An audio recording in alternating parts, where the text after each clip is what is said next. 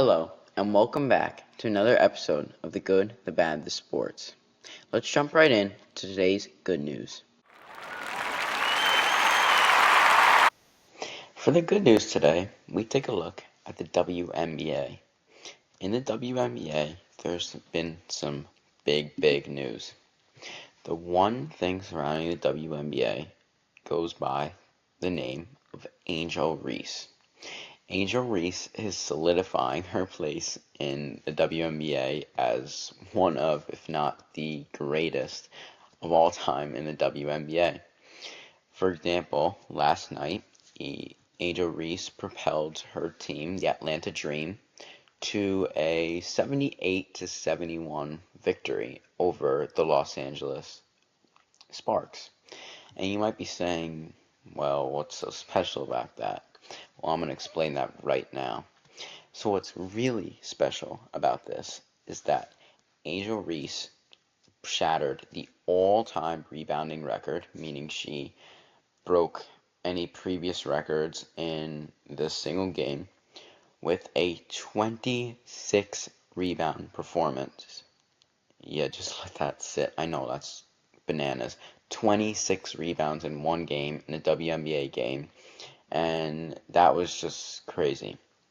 Another thing is she increased her lead in the single season rebound record. So she broke the single game rebound record at 26 rebounds in one game last night, and the single season total rebounds at 458 rebounds.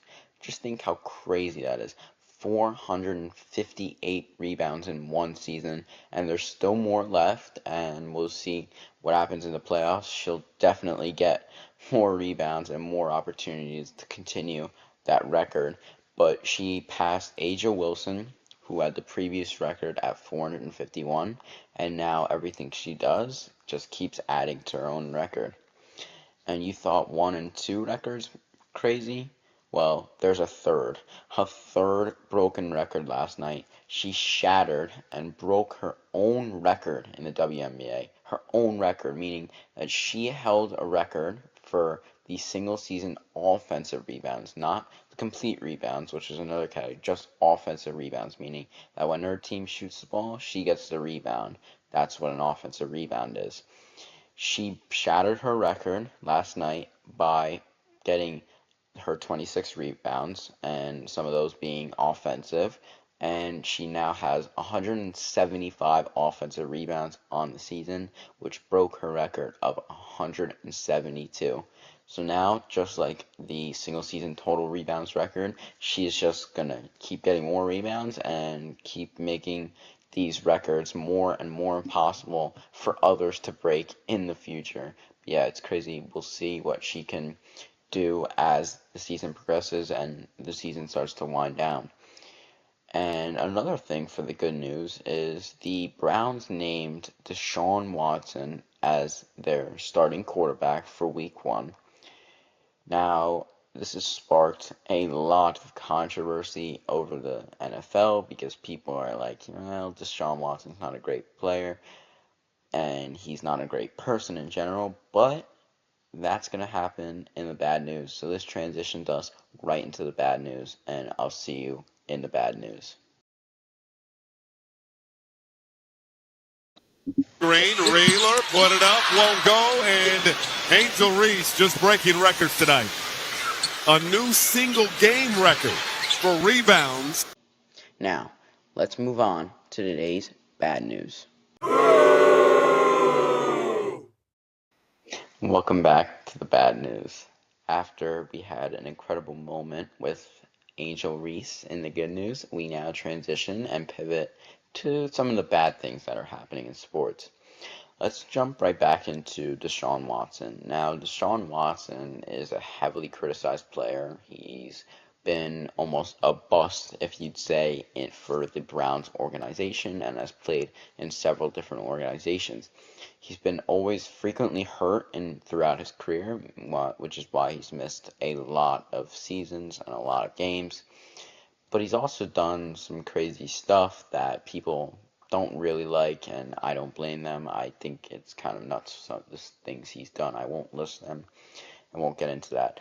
But I will get into that he thinks the fans are disrespecting him in a way because they booed the Browns after losing the preseason game when Deshaun Watson was playing as their quarterback, and he just feels that that's disrespectful, but it's the name of the game. The fans are not going to be happy when you lose, which is why he's been instated as quarterback one to try and make that change, and he's just got to use the fans' negativity as motivation and fuel to just keep playing. But it's kind of crazy being an NFL quarterback in such a crazy league and thinking that disrespectful, the fans are disrespectful. They're always going to not like when you lose. So just a little strange.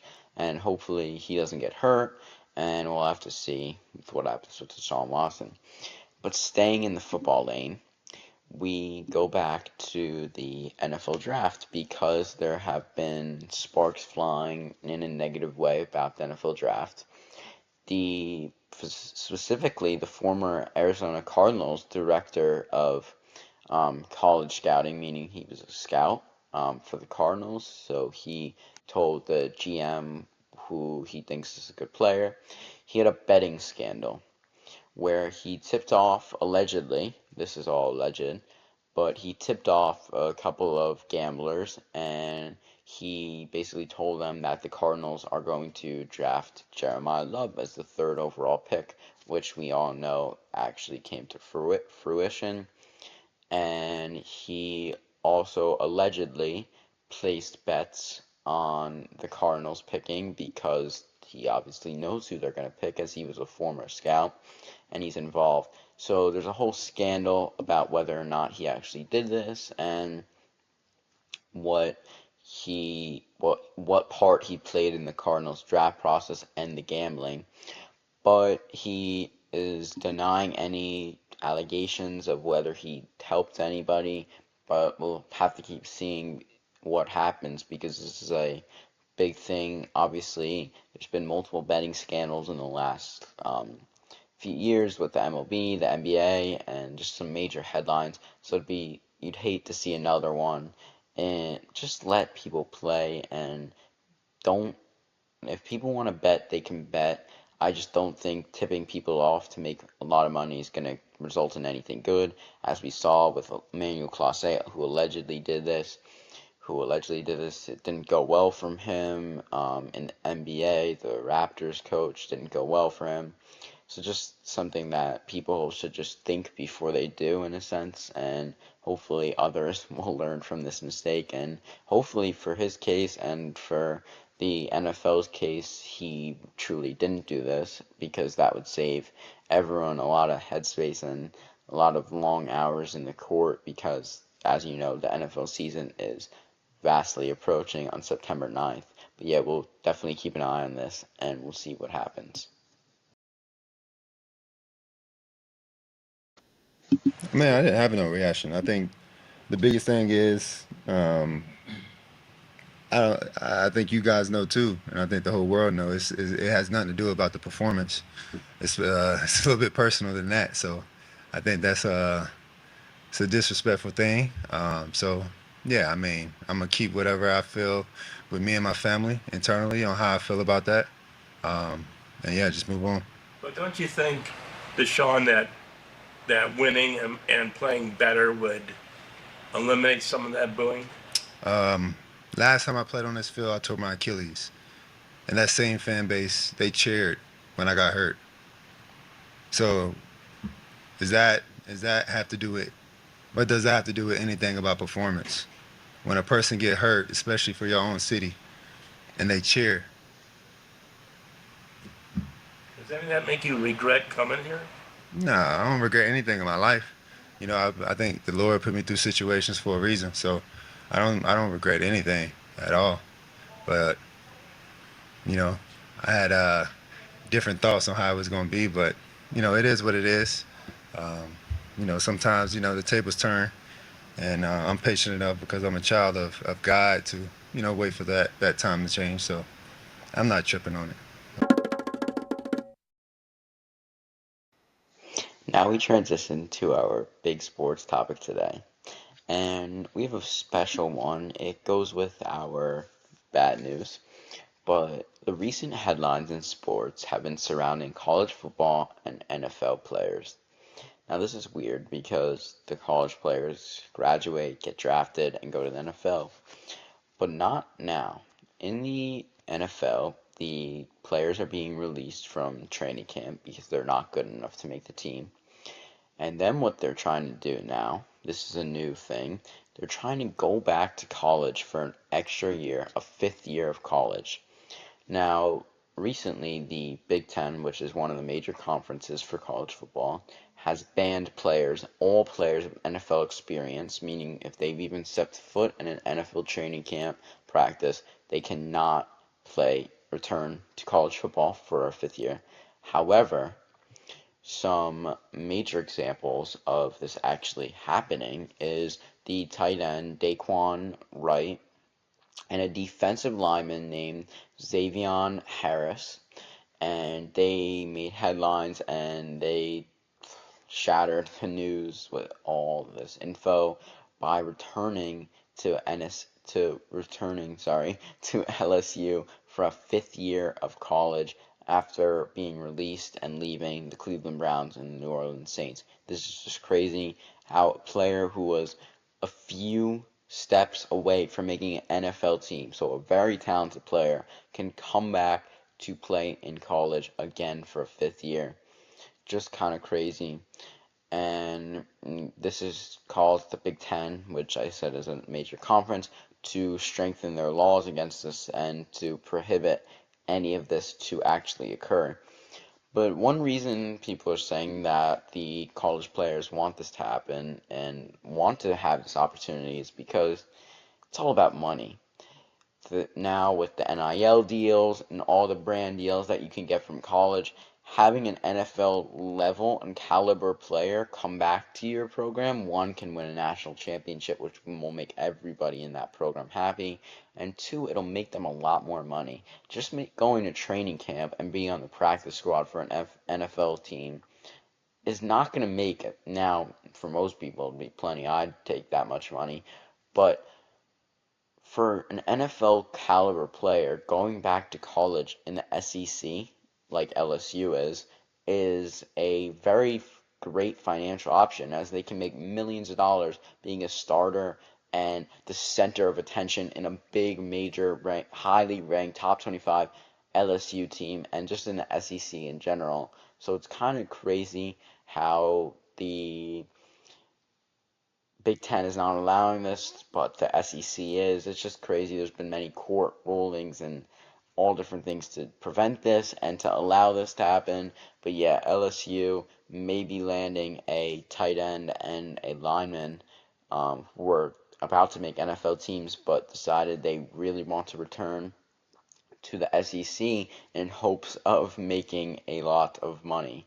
But we'll see what happens, and this will surely be going on up until the lead up of college football, as college football, like the NFL, is right around the corner, and we will have to see what happens because this could be crazy if two highly ranked players who are about to make the NFL return back to college, and yeah, and that could spark others to be influenced and see this happening and be like, we want to do that too because of the money. But yeah, we definitely have to keep checking in on that, and it should be crazy up until the season, but yeah. And yes, it is the time of the year with the NFL 2 weeks away. I thought, let's do this week my week 1 NFL predictions. So let's jump right into our week 1 NFL predictions. Now, starting off with our September 9th game, so in about 2 weeks, the first game of the year is always between the two teams who are in the Super Bowl. Obviously, we have the champions in the Seahawks and the runners-up in the Patriots. Now, this game, I do believe that the Seahawks are still going to get this one done. I don't think the Patriots are going to be as successful this year, but I could be biting my words by week 6 of the NFL when they're 6-0. But we shall see. if the Seahawks can get it done. Now, obviously, Kenneth Walker is gone, but I look to see people like Sam Darnold and JSN to even just step up a little bit more, and that defense is still going to be as crazy as it was last year. So I'm going to give that to the Seahawks for the first prediction of Week 1 of the NFL. Our second game between the 49ers and the Rams. Nice conference game right here. I do think the Rams are going to start off strong this year. I think they're going to be a team to beat with that offense. It's going to be high-powered as usual. Lions Saints. Saints are not going to be great again this year, but we'll see. Maybe they are, but Lions should get that one done pretty comfortably. Bengals Bucks. I do think the Bengals can win this one, to be honest. I think the Bengals have a talented roster. We shall see if that defense crumbles, and if that defense does crumble again, they're going to struggle this year, but we shall see. I do think they can win, though, with that offense being so incredible, and hopefully Joe Burrow can stay healthy throughout the entire year. Then we have Ravens Colts. I do think Lamar Jackson and the Ravens can pull this one out. We'll look to see what Derrick Henry could do. You think it's probably coming on his last few years, if not his last year this year. But I do think the Ravens' defense and offense will slightly outmatch the Colts. But maybe Daniel Jones and the Colts can start off strong and finish with another great season like last year. Browns, Jaguars definitely. Deshaun Watson, I don't think he's what they need now without Myles Garrett. I think they needed more pieces to really string together a great Browns team, which is why I'm going to go with the Jags. Jets, Titans, not a very good game right here. I think I'm going to go with the Titans just because the Titans have Cam Ward, and I really think that Cam Ward is going to be very sensational this year. I think he's going to have a pretty good year this year. And last year he wasn't even terrible, just he had to get out the kinks of his first year rookie experience. Granted, he didn't have a lot of people, but I do believe he can have a great season this year. Next up, we have Bills, Texans. Bills v. Texans. I do think Josh Allen can outpower that Texans defense. I mean, if you look, the Texans, C.J. Stroud, one big one. He just looked terrible last year. If he could bounce back, that team's going to be dangerous. You got Will Anderson, Danielle Hunter, Toa. Sorry if I mispronounced that. But yeah, I do think the Bills are going to get the win there. But let's start that game because I do think that could be an interesting game. Falcons, Steelers. I do like the Steelers in this game. Now, Bijan Robinson didn't get the mega contract, but I don't trust Michael Penix, and I think the Steelers are slightly going to be better than the Falcons. We have Bears, Panthers. I'm going to give this to the Bears. I really think Caleb Williams might be sensational this year, and we will see. So, yeah. Packers, Vikings. Packers, I do like the Packers. I do think they always start off strong and then sometimes fall apart, but I do think they're going to start off strong and hopefully they don't fall apart in the end because they're such a talented team and they have what it takes to go really far. Next up, we have Dolphins, Raiders. I like the Dolphins here. I think the Dolphins are slightly better than the Raiders, but you never know. Ashton Dente, Brock Bowers, Mendoza. Let's see if Mendoza can lead them to not the promised land. Obviously, they're not going to be able to win a Super Bowl unless something crazy happens, but I do believe that Mendoza might be able to take them some places and help them really mesh together as a team. Chargers are going to dominate the Cardinals. Hopefully, the Chargers have to do better on the O-line this year and protect Justin Herbert because they could be very good if Justin Herbert is well protected and stays healthy. Commanders, Eagles, definitely Eagles. They're going to be a very solid team this year again. I don't know if Jaden Daniels can stay healthy. Hopefully he does because he's very talented and you hate for any good, talented quarterback and young player to get hurt. But definitely I think the Eagles should pull that one out. And I like the Cowboys now with all those additions in the defense. And I do think they are going to beat the Giants week 1, and I don't think the Giants are going to be too great this year, but we shall see. Maybe I bite my words again, week 6. But yeah, that Cowboys defense, we'll see. If it is strong this year, then they definitely have a shot to go very, very far because their offense is not terrible at all. They have a very strong offense. Broncos, Chiefs, a great game right here. Week 1, Pat Mahomes. You got to give it to Week 1, Pat Mahomes. I mean, I know that Broncos defense is crazy, but Week 1, Pat Mahomes is going to show off and show out, and I think they're going to get the win on that Monday Night Football, first Monday Night Football of the year. So yeah, these are all the games, and these are my predictions. Hopefully, I made all the correct predictions. But yeah, we'll see in about 2 weeks from now how the NFL shakes up. But yeah, that's all, and thank you for tuning in.